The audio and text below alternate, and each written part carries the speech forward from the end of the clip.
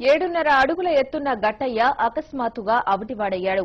Asia ఖండంలోనే అతి పొడగరి అని Limca book of records లో నమోదైన వ్యక్తికి పూట గడవని స్థితి ఏర్పడింది.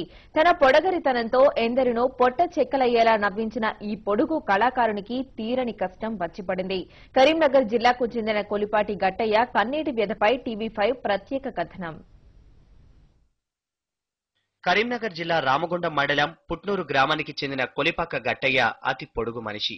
ఆసియా ఖండంలోనే పొడగరిగా లిమ్కా బుక్ ఆఫ్ రికార్డ్స్ కు ఎక్కాడు.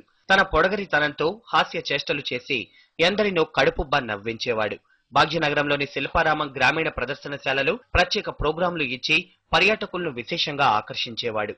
అదేవిధంగా గుంటూరు నగరపాలక సంస్థ ఉద్యానవనంలో కూడా పలు ప్రదర్శనలు ఇచ్చాడు. అయితే విధి ఈ పొడగరిపై చిన్న చూపు చూసింది. అకస్మాత్తుగా అరికాలిలో ఏర్పడిన గాయం కాలు తొలగించే వరకు వెళ్లింది. పశువుల కాపరి వృత్తి చేసుకునే నిరుపేద గట్టయ్యపై ఒక కుటుంబం ఆధారపడి ఉంది.